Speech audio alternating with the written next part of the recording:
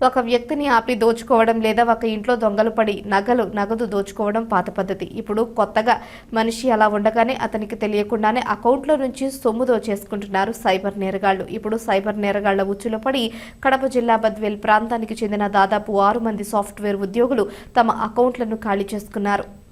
మనుషులకు ఆశ ఉంటే మంచిదే, కానీ అత్యాశకు పోవడంతోనే ఇలా తాము కష్టపడి సంపాదించుకుంటున్న సొమ్మును సైబర్ నేరగాళ్లు పాడు చేసుకుంటున్నారు. బద్వేల్ పట్టణంలో కొంతమంది చదువుకున్న వారే సాఫ్ట్వేర్ ఉద్యోగాలు చేస్తూ అత్యాశకు ఆశపడి 10,000 వరకు పెట్టుబడి పెడితే మీకు ₹1,00,000 వస్తుందని ఆశ చూపించి బద్వేల్కు చెందిన కొంతమంది సాఫ్ట్వేర్ ఉద్యోగులను సైబర్ నేరగాళ్లు దోచుకున్నారు. ఒక వ్యక్తి నుంచి ₹10,26,000 కాజేస్తే మరొక యువత నుంచి ₹1,69,000 కాజేశారు. మరొక మహిళ నుంచి ₹23,000 కాజేస్తే మరొక మహిళ నుంచి ₹4,31,000, మరొక యువకుడి నుంచి ₹2,91,000, మరొక మహిళ నుంచి ₹23,000. అలాగే సాఫ్ట్వేర్ ఉద్యోగం ఇప్పిస్తామని చెప్పి అతని సెల్కు ఒక లింక్ పంపించి ఆ లింక్ ద్వారా 14 లక్షలు కాజేశారు. అదేవిధంగా బద్వేల్ పట్టణానికి చెందిన ఓ ప్రముఖ న్యాయవాది నుంచి డిజిటల్ అరెస్ట్ పేరుతో ₹72,68,000 సైబర్ నేరగాళ్లు అమాంతం దోచేశారు.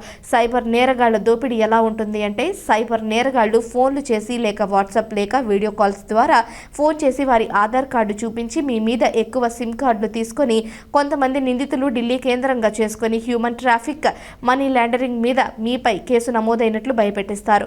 బాధితులు నమ్మే విధంగా వారికి నకిలీ వాట్సాప్ ద్వారా నకిలీ ఎఫ్ఐఆర్లు పంపి నిజమైనదిగా నమ్మిస్తారు. అక్కడున్న పోలీసులు నిందితుడిని అరెస్టు చేసినట్లు అతను మీ పేరు చెప్పారని, అందువల్ల మీ మీద ఎఫ్ఐఆర్ నమోదు చేశామని, మిమ్మల్ని ఒక గదిలోకి వెళ్లి ఎవరూ లేకుండా చూసుకుని రూమ్కి గడియ పెట్టాలని చెప్పి వాట్సాప్ ద్వారా వీడియో కాల్స్ల విచారణకు హాజరు కావాలని, లేకపోతే వెంటనే ఢిల్లీ పోలీసులు, సిబిఐ అధికారులు అరెస్టు చేస్తారని భయభ్రాంతులకు గురి చేస్తారు. మీరు డిజిటల్ అరెస్టులో ఉన్నారని, కావున మీరు ఈ విషయాన్ని ఎవరికి చెప్పకూడదని, ఒకవేళ చెబితే నేషనల్ సెక్యూరిటీ యాక్ట్ 1923 ప్రకారం 5 ఏళ్లు జైలు శిక్ష పడుతుందని భయపెడతారు. బాధితులను భయపెట్టేందుకు కొన్ని నకిలీ సుప్రీంకోర్టు వారంటీలను చూపుతారు.